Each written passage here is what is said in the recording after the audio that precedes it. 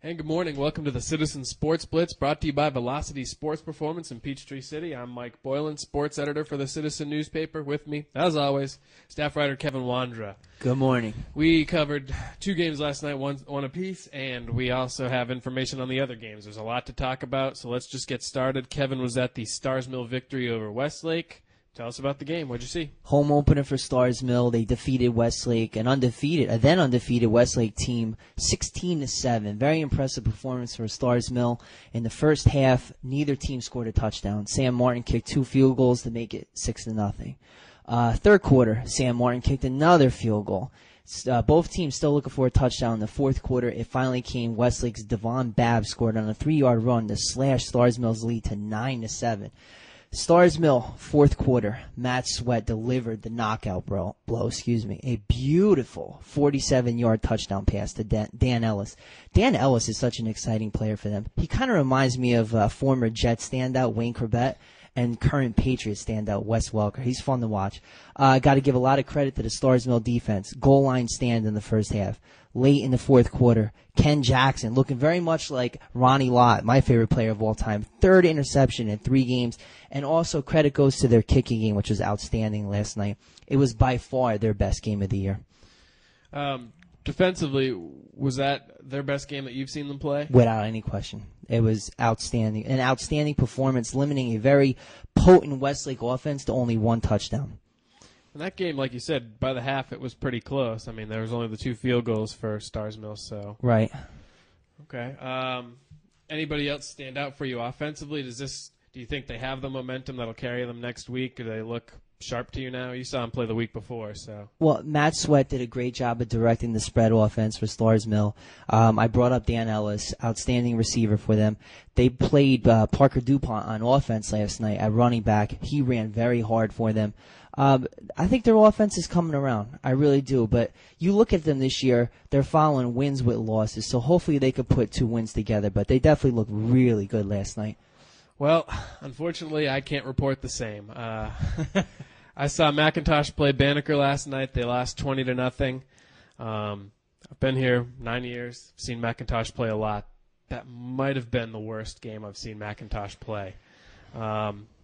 Certainly the score wouldn't be indicative of that, but anybody that was at that game, I think, would be hard-pressed to argue that point.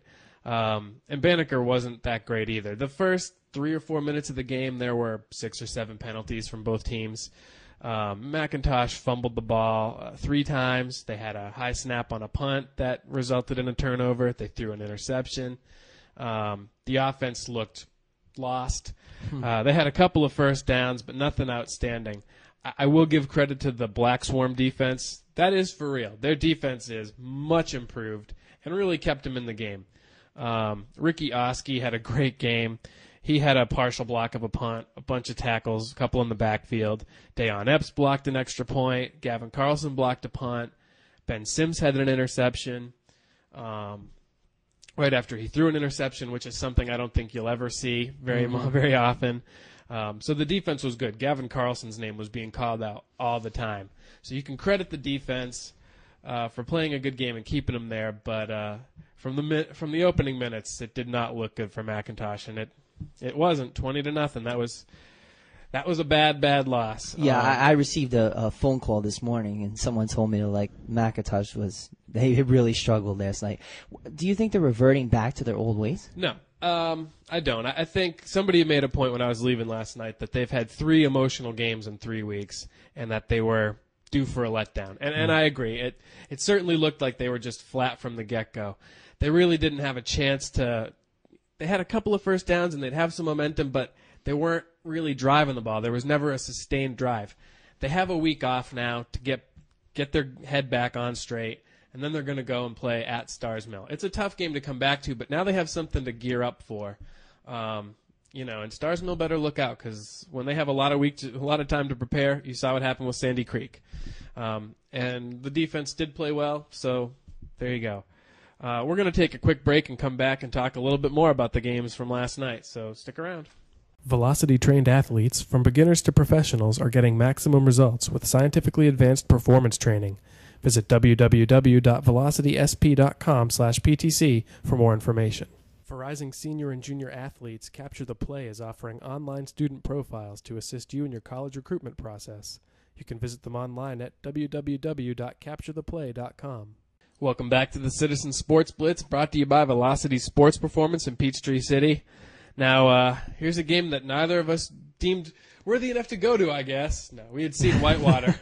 We'd seen Whitewater, I think, every week this season, so we decided to give them a break and go check out another team. So we missed this game last night. We did have a photographer there. We did have someone that could report a score to us, and wow, what a game it turned out to be. Whitewater ends up beating Creekside in an upset, 10-7. We both have to admit, too, we were wrong. We picked Creekside to win this game, so... Yeah. Sorry, Whitewater community. We have nothing against you. It's just congratulations on the victory. Well, and it was their first offensive touchdown of the season. Right. And it came in the fourth quarter with about 2 minutes to go.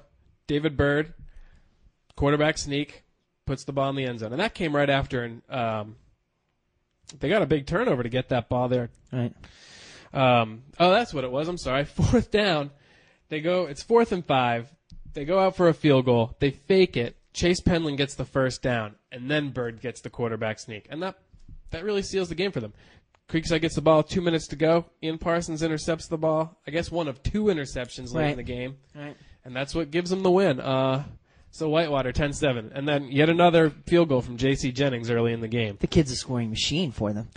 Well, now we got to really analyze Whitewater and what this means for their season and what this means overall. I mean, their defense is outstanding. It's never been a problem. Their special teams have always been great. And so now you're getting a little bit of offensive momentum. Is this going to carry them over? I think so, because they beat a very good Creekside team. If I remember correctly, Creekside was the 6th-ranked team in the state going into this game. So this is huge for Whitewater. Not anymore. No, not anymore. And again, Whitewater's defense. Every week they've stood out. We mentioned Ian Parsons with 2 interceptions. Ryan Hidalgo, outstanding linebacker for them. This defense is tough, man. Really tough. Well, and I think the defense, we mentioned that it keeps them in games, but it could be a decision maker. That could really decide a game for you. And now, it's not you could beat anybody in this region, and I think that's what we're starting to see is people are taking out people left and right. Right. You can win on any given night, and anybody can knock off anybody in this region. The region's wide open. Yeah, there's a lot of parity. We got to give credit to Stars Mill special teams too. We brought up J.C. Jennings earlier. Their special teams are outstanding, and their defense is outstanding. If their offense comes around, they could be the team to beat in the region. That's true, and they've certainly got some momentum going. So, Congratulations to Whitewater. Now, another game we missed last night, it was Fayette County over at Woodward. Fayette County is now first place in the region, unopposed, 4-0. They're sitting atop the region. Everybody else has at least one loss in the region. Fayette County just cruising. They got 2 touchdowns from Brandon Boykin, who looks like he is back in peak form. And Matt Daniels picks up another touchdown. That gives him 7 in 4 games. That is absolutely sick. 7 touchdowns in 4 games. Boykin with his breakout game, 2 touchdowns. How are you going to stop a team like that with 2 weapons? And that's without passing touchdowns. And they're capable of that. They have the receivers. That's going to come, and when that comes, look out. It's funny. Teams know that Fayette County's going to run the ball. They can't stop them, though. And the defense, once again, 7 points for Woodward last week. They've limited Whitewater to 7 points. I mean, not a lot. Shut out the week before. Their defense is really standing out, and it's everybody chipping in on that. So someone asked me last night, the Starsville game, is Fayette County for real? I think so.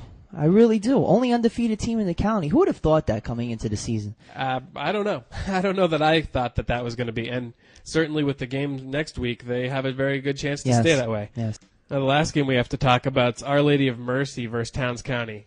The Bobcats picked up their first win last night, 35-26. They got 3 touchdowns from Christian Willis, who's really standing out as possibly one of their best players, best running backs. David Comer had a touchdown. Jarrell Bankhead had a touchdown. The defense gave up a lot of points to Towns County, but they stayed ahead. I mean, that's something. How about the Fighting Catholics offense putting up 35 points? Outstanding. Great job for the Fighting Catholics picking up their first win of the year. Congratulations to them.